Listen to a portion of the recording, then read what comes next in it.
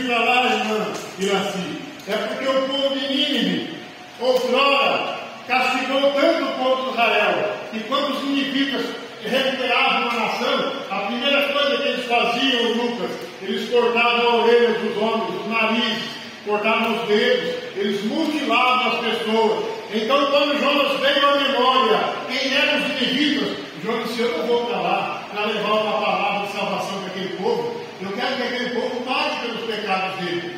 Mas Deus estava olhando de outra forma para a humanidade. É por isso que a Bíblia diz que os caminhos de Deus são mais altos que os nossos, e os pensamentos de Deus também são mais altos que os nossos. Porque se Deus agisse como nós pensamos, irmãos, não haveria misericórdia para quase ninguém. Nós seríamos bons para aqueles que são bons para conosco. E a Bíblia diz que Jonas foi para um porto, pegou um navio e fugiu da presença do Senhor.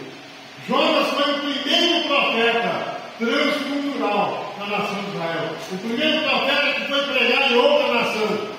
Antigamente a mensagem era pregada somente na nação de Israel, mas Jonas foi o primeiro pregador transcultural. Mas também foi o primeiro profeta desobediente. E a Bíblia diz, irmãos, que esse profeta, ele viveu no tempo aqui de Jeroboão II. E a nação de Israel estava passando por um grande período de fartura, de bênção. E Jonas não queria sair da sua terra para entregar para um povo que era inimigo dele. E a Bíblia diz, irmãos, que quando Jonas pegou aquele barco, a Bíblia diz que Deus mandou uma tempestade tão grande que o barco parecia que ia se quebrar ao meio. E a Bíblia diz que os marinheiros começaram a jogar as cargas na água para aliviar o peso da embarcação. E sabe onde é que estava Jonas naquele momento? Jonas estava no fundo do barco, dormindo tranquilo.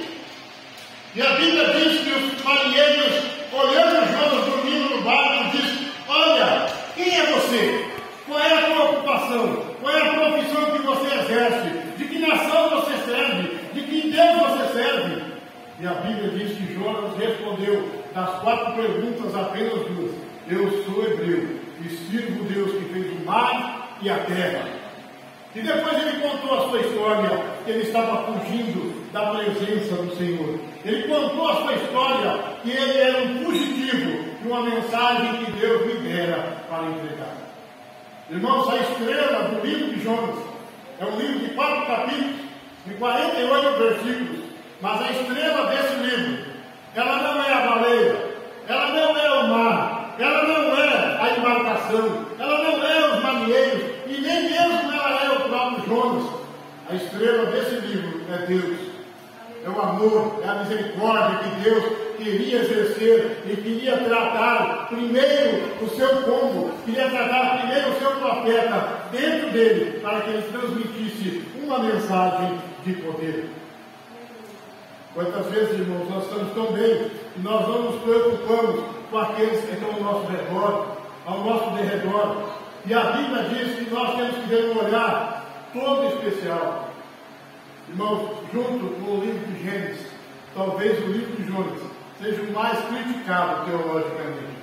Muitos dizem que isso é uma parábola, é um acontecimento, mas vocês acham que Jesus ia referir sobre a sua ressurreição, sobre algo que não aconteceu? Ele disse: olha, o sinal nenhum será dado, a não ser o sinal do profeta Jonas, que passou 3 dias e 3 noites no ventre do peixe. Assim, esse é o sinal que eu quero deixar para vocês. Esse livro, irmãos, ele tem tanta coisa para nos ensinar nos dias de hoje. Ele tem tantas coisas para nos ensinar, irmãos, para a nossa vida. O problema desse livro, irmãos, não é as coisas, os milagres desse livro, mas sim o Deus do livro.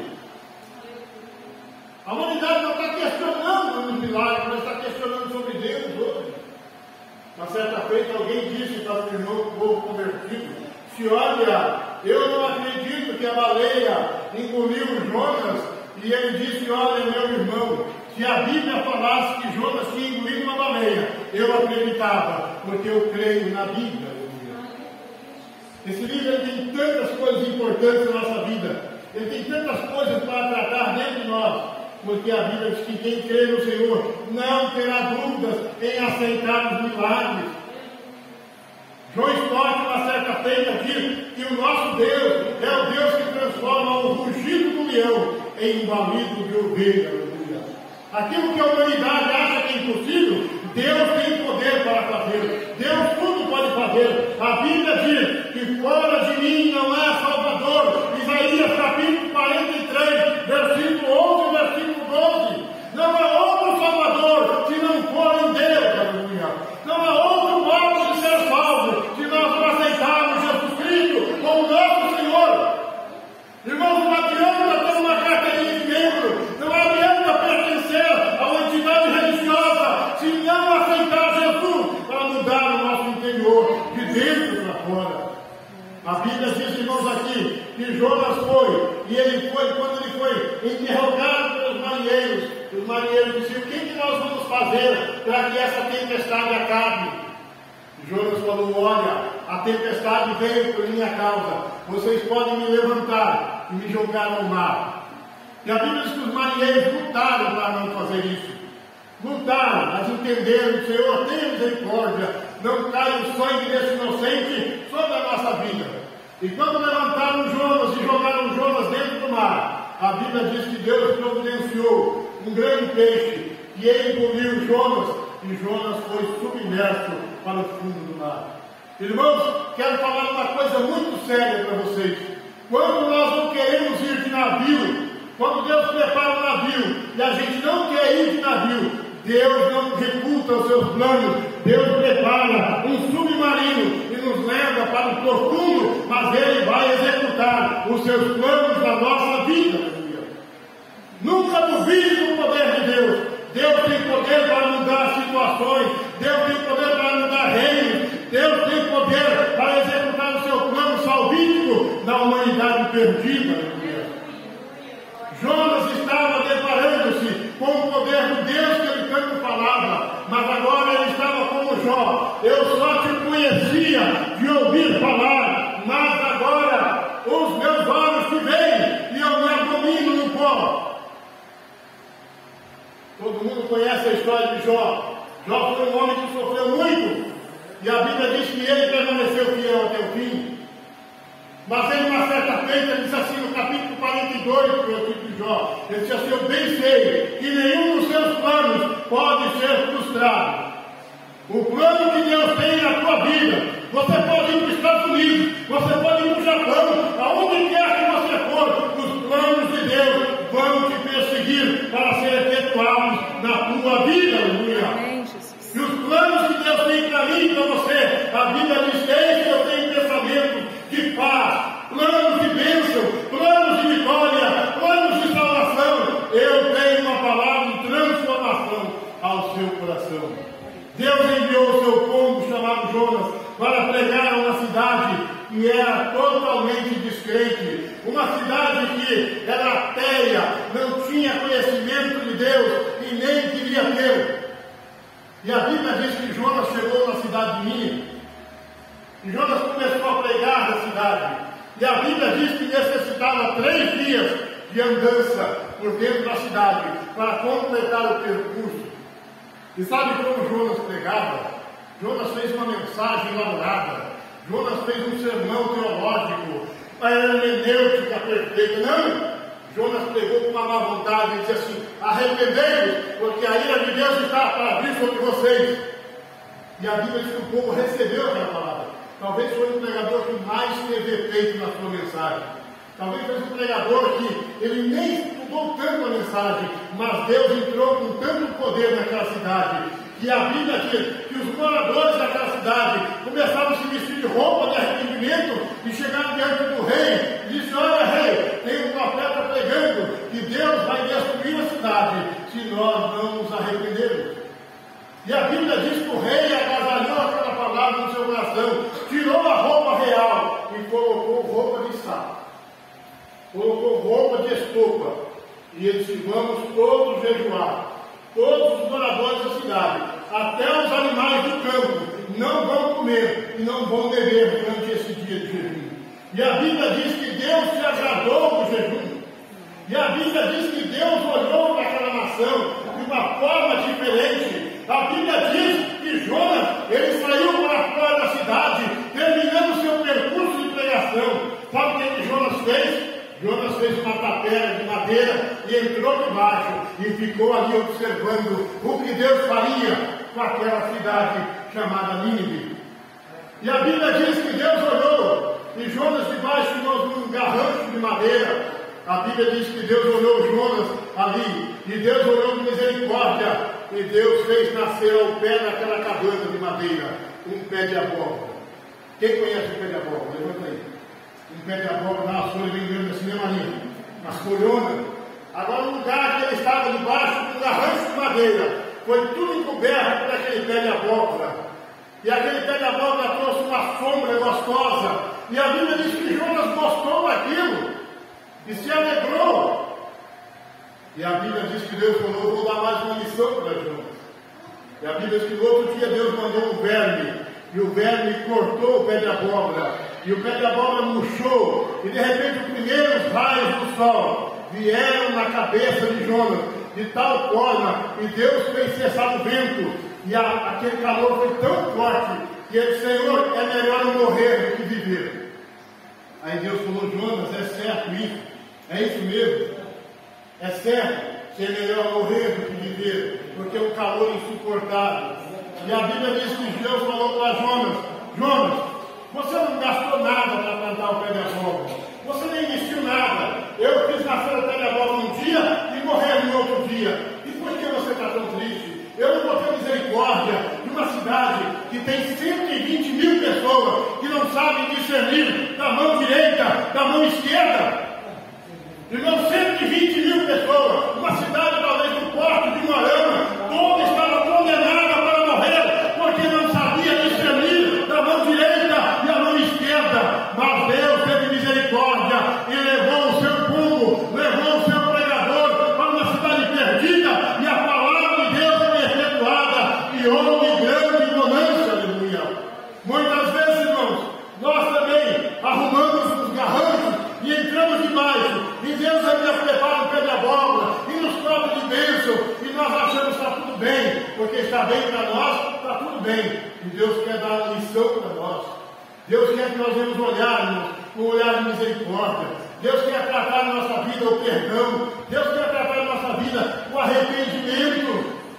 Deus quer fazer coisas na nossa vida, porque Ele quer tratar o nosso interior, aleluia.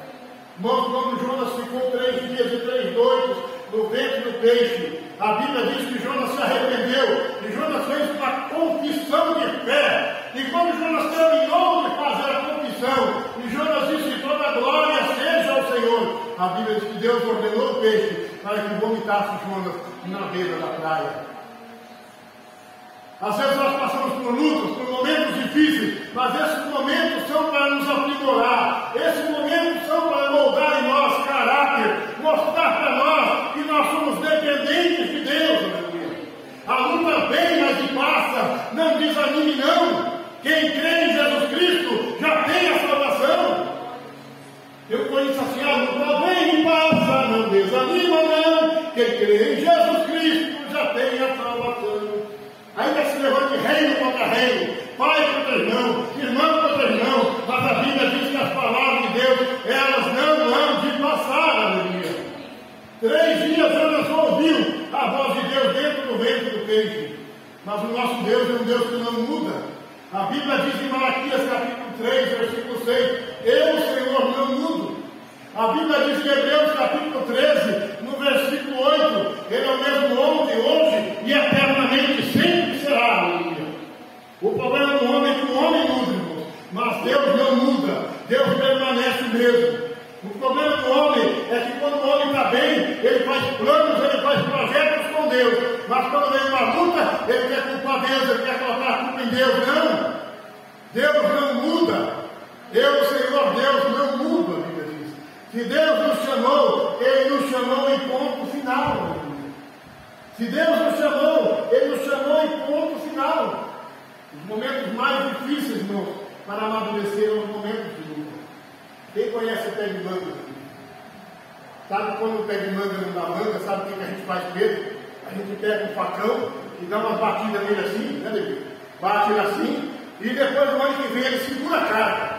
E muitas vezes, irmãos, Deus está fazendo isso. Deus está dando uma tapada em nós, para que nós possamos amadurecer, para que nós possamos resistir e que nós possamos ter frutos dignos de arrependimento. Aleluia.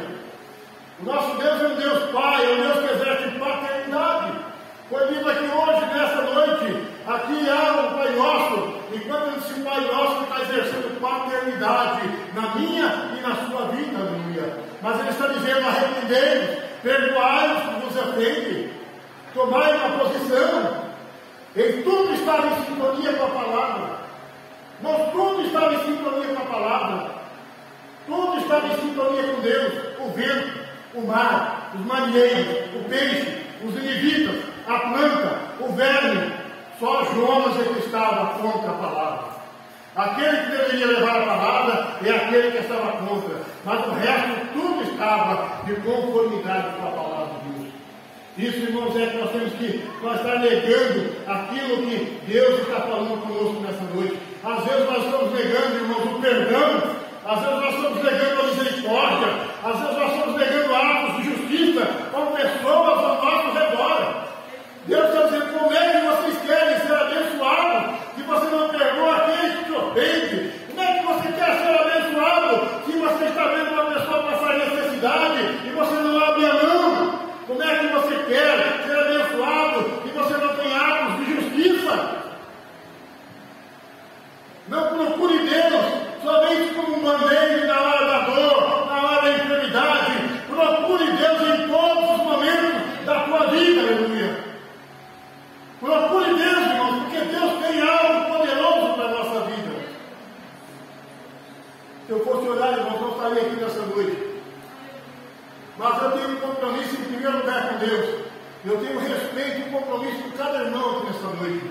Porque a dor que eu estava passando lá em casa, e que ainda cheguei passando, mas Deus falou: eu tenho uma palavra para dar ao meu povo. E eu, como mensageiro de Deus, tenho que trazer essa palavra, porque Deus pode ser a última oportunidade que Deus está te dando nessa noite de se entregar aos pés do Senhor. Aí uma certa feita, o rapaz estava lá e ele não queria, só queria oração. E o pastor fez uma apelo: irmão, aceita Jesus hoje. Não, pastor, só quero oração. E na vigília, irmãos, lá das tantas da madrugada, chegou a notícia: pastor, é aquele rapaz que o senhor orou, acabou de ser morto lá na praça de Chegados. Irmãos, a Bíblia diz que atentai para o dia de hoje, quando se chama hoje, porque o amanhã não nos pertence. A Bíblia diz, irmãos, que tudo estava em sintonia, só Jonas ele estava contrário. Que eu e você possamos ser um sal fora do saleiro. Deus, somos o sal da terra e luz do mundo. Sabe que jeito que o sal é bom na comida, Lucas? É quando você não percebe ele.